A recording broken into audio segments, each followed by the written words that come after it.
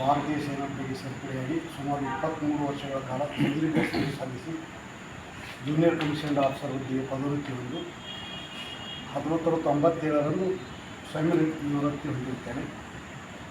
ಈ ನಿವೃತ್ತಿ ಹೊಂದಿ ಸುಮಾರು 28 ವರ್ಷ ಹಾಗೂ ಬಂತು. ಕಲಬುರಗಿ ಜಿಲ್ಲೆಯಲ್ಲಿ ಸೈನಿಕರಿಗೋಸ್ಕರ, ಮಾಜಿ ಸೈನಿಕರಿಗೋಸ್ಕರ ಈ ಭಾಗದಲ್ಲಿ ಯಾರೂ ನಮ್ಮ ಜನಪ್ರತಿನಿಧಿಗಳು ಯೋಚನೆ ಮಾಡಿಲ್ಲ. ಹಿಂದಿನ ಯಾವ ಕಾರಣಕ್ಕೂ ಗೊತ್ತಿಲ್ಲ. ನಾವು ಸುಮಾರು 10 ವರ್ಷಗಳಿಂದ ಒಂದು ಸಂಘಟನೆ, ನಮ್ಮದೇ ಮಾಜಿ ಸೈನಿಕರ ಸಂಘ ಅಂತ ಹೇಳಿ ಸುಮಾರು 1000 ಮೇಲ್ಪಟ್ಟು ಮಾಜಿ ಸೈನಿಕರಿದ್ದಾರೆ, ಆರ್ಮಿ ನೇವಿ ಏರ್ಫೋರ್ಸ್ ಇದ್ದಾರೆ. ಆ ಒಂದು ಸಂಘ ಮಾಡಿಕೊಂಡು ಕಲಬುರಗಿಯಲ್ಲಿ ಉದಾಹರಣೆಗೆ ಹೇಳಬೇಕಂದ್ರೆ ಕರ್ನಾಟಕ ರಾಜ್ಯದಲ್ಲಿ 4 ವಿಭಾಗಗಳಿವೆ. ಕಂದಾಯ ವಿಭಾಗ, ಕಲಬುರಗಿ ವಿಭಾಗದಲ್ಲಿ ಬೇರೆ ವಿಭಾಗಗಳಲ್ಲಿ ಏನಿಲ್ಲ, ಏನಿವೆ ಕಲಬುರಗಿಯಲ್ಲಿ ಏನಿಲ್ಲ. ಇದು ನಾನು ಸರ್ಕಾರದ ಜೊತೆ ನಿರಂತರ ಲೆಟರ್ ಕರೆಸ್ಪಾಂಡೆನ್ಸ್ ಮಾಡ್ತಾಯಿದ್ದೀನಿ. ಏನಪ್ಪ ಅಂದರೆ ರಿಕ್ರೂಟಿಂಗ್ ಆಫೀಸ್ ಅಂದರೆ ಮಿಲಿಟ್ರಿ ಭರ್ತಿ ಕಾರ್ಯ ನಮ್ಮ ಕಲ್ಯಾಣ ಕರ್ನಾಟಕದಲ್ಲಿ ಇಲ್ಲ. ಬಳ್ಳಾರಿ ಟು ಬೀದರ್, ಬೆಳಗಾವದಲ್ಲಿದೆ, ಮಂಗಳೂರಿನಲ್ಲಿದೆ, ಬೆಂಗಳೂರಿನಲ್ಲಿದೆ. ಜೊತೆಗೆ ಸೈನಿಕ್ ಸ್ಕೂಲ್ ಕೂಡ ಬೆಳಗಾವಿ ವಿಭಾಗದಲ್ಲಿದೆ, ಮಂಗಳೂರು ವಿಭಾಗದಲ್ಲಿದೆ, ಬೆಂಗಳೂರು ವಿಭಾಗದಲ್ಲಿದೆ. Military school and Sainik school ಏನು ಡಿಫ್ರೆನ್ಸ್ ಅಂದರೆ, ಸೈನಿಕ್ ಸ್ಕೂಲ್ ಯಾರ ಮಕ್ಕಳು ಓದ್ಬೋದು, ಮಿಲಿಟ್ರಿ ಸ್ಕೂಲಲ್ಲಿ ಕೇವಲ ಮಿಲಿಟ್ರಿಯವ್ರ ಮಕ್ಕಳೇ ಓದ್ಬೋದು. ಆ ಮಿಲಿಟ್ರಿ ಸ್ಕೂಲ್ ಒಂದು ಬೆಳಗಾಂದಲ್ಲಿದೆ, ಒಂದು ಬೆಂಗಳೂರಿನಲ್ಲಿದೆ. ಸೈನಿಕ್ ಸ್ಕೂಲ್ ಒಂದು ಬಿಜಾಪುರದಲ್ಲಿದೆ, ಒಂದು ಮಡಿಕೇರಿಇದೆ. ಅಂದರೆ ನಮ್ಮ ವಿಭಾಗದಲ್ಲಿ ಯಾವುದಿಲ್ಲ.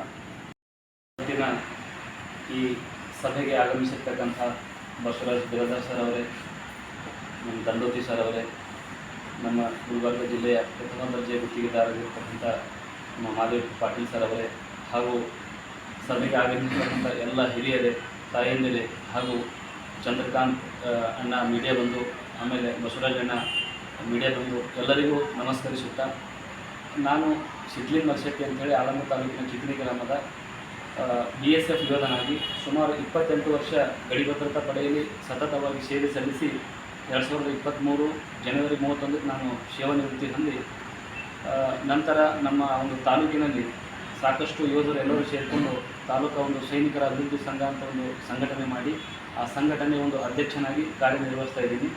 ಈ ಒಂದು ಕಾರ್ಯನಿರ್ವಹಿಸುತ್ತಾ ನಾನು ನಮ್ಮ ತಾಲೂಕಿನಲ್ಲಿರ್ತಕ್ಕಂಥ ಬಡ ಮಕ್ಕಳನ್ನು ಗುರುತಿಸಿ ಅವರಿಗೆ ಯಾವುದೇ ಒಂದು ಶುಲ್ಕ ತೆಗೆದುಕೊಳ್ಳದೆ ಬಡ ಮಕ್ಕಳಿಗೆ ನಮ್ಮ ಒಂದು ದೇಶದ ಸೇವೆ ಮಾಡಲಿಕ್ಕೆ ಅನುಕೂಲ ಆಗಲಿ ಅಂಥೇಳಿ ಗಂಡು ಮಕ್ಕಳು ಮತ್ತು ಹೆಣ್ಣು ಮಕ್ಕಳಿಗೆ ಉಚಿತ ಸೇನಾ ತರಬೇತಿ ಶಿಬಿರವನ್ನು 2024 ಏಪ್ರಿಲ್ ತಿಂಗಳಲ್ಲಿ ಫಸ್ಟ್ ಬ್ಯಾಚ್ 167 ಹುಡುಗರು ಮತ್ತು ಹುಡುಗಿಯರಿಗೆ ನಾವು ತರಬೇತಿಯನ್ನು ಕೊಟ್ಟಿದ್ವಿ. ಆ ಒಂದು ತರಬೇತಿಯಲ್ಲಿ ಸುಮಾರು 7 ಮಕ್ಕಳಿಗೆ ಒಂದು ಸೇನೆಯಲ್ಲಿ ಹೋಗಲಿಕ್ಕೆ ನಾವು ನೌಕರಿ ಆಗಿದೆ.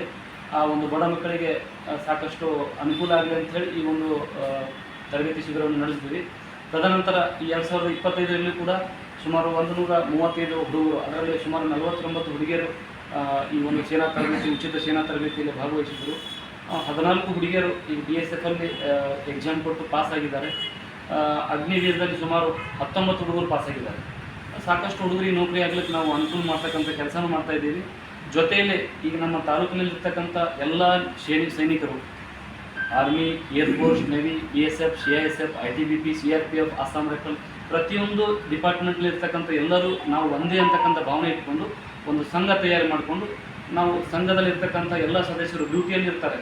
ಮನೆಯಲ್ಲಿ ಅವ್ರ ತಂದೆಗೆ ಆರಾಮಿರೋಂಗಿಲ್ಲ, ಅಥವಾ ಮಕ್ಕಳಿಗೆ ಅಡ್ಮಿಷನ್ ಸಿಗೋಂಗಿಲ್ಲ, ಅಥವಾ ಹೆಣ್ಮಕ್ಕಳಿಗೆ ಯಾವುದೋ ಒಂದು ಏನೋ ಒಂದು ಸಮಸ್ಯೆ ಆಗಿರುತ್ತೆ. ಸಾಕಷ್ಟು ಸಮಸ್ಯೆಗಳನ್ನು ನಾವು ಸ್ಪಂದಿಸಿ ಇವತ್ತು ಪೊಲೀಸ್ ಸ್ಟೇಷನ್ಗೆ ಹೋಗೋದಾಗಲಿ, ಅಥವಾ ಎಜುಕೇಷನ್ ಡಿಪಾರ್ಟ್ಮೆಂಟ್ಗೆ ಹೋಗೋದಾಗಲಿ, ಅಥವಾ ತಹಶೀಲ್ ಆಫೀಸ್ಗೆ ಹೋಗೋದಾಗಲಿ, ಇಂಥ 10 ಸಮಾಜಮುಖಿ ಕೆಲಸಗಳನ್ನು ಮಾಡ್ತಾ ನಾವು ಇವತ್ತಿನ ದಿವಸ ಕೋಟಕ್ ಮಹೇಂದ್ರದಲ್ಲಿ ಈ ಒಂದು ಮೀಟಿಂಗ್ಸ್ನಲ್ಲಿ ನಮ್ಮ ದಂಡೋತಿ ಸರ್ ಅವರು ನಮ್ಮನ್ನು ಭೇಟಿಯಾದರು. ಆ ಭೇಟಿಯಾದಾಗ ಸರ್ ಏನಾದರೂ ಒಂದು ಮಾಡೋಣ ಅಂತ ನಾವು ಅವರೆಲ್ಲ ಕೂತ್ಕೊಂಡು ಡಿಸ್ಕಸ್ ಮಾಡಿದ್ವಿ.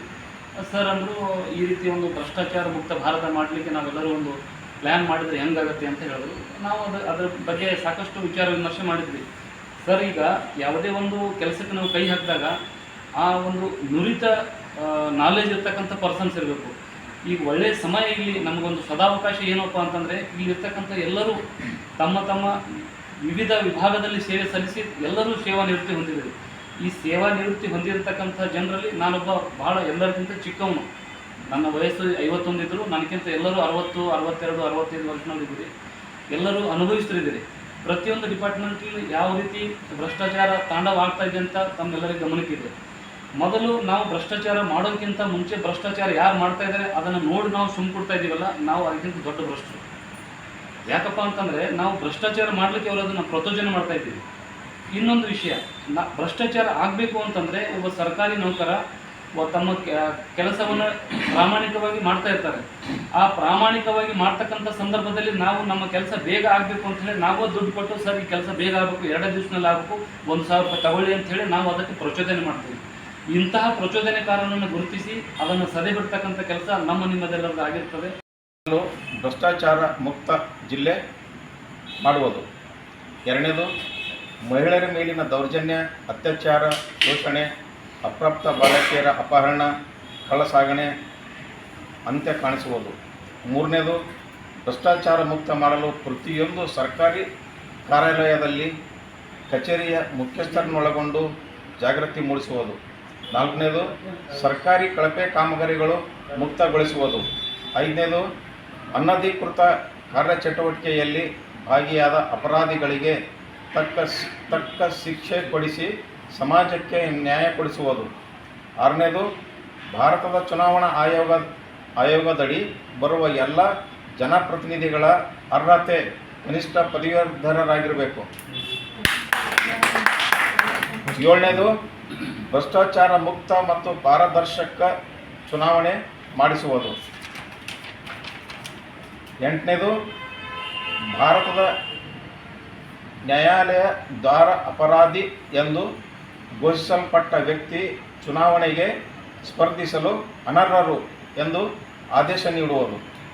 ಒಂಬತ್ತನೇದು, ದೇಶದಾದ್ಯಂತ ಭ್ರಷ್ಟಾಚಾರ ಮುಕ್ತದ ಪರಿಮಿತಿಯನ್ನು ಪಸರಿಸುವುದು.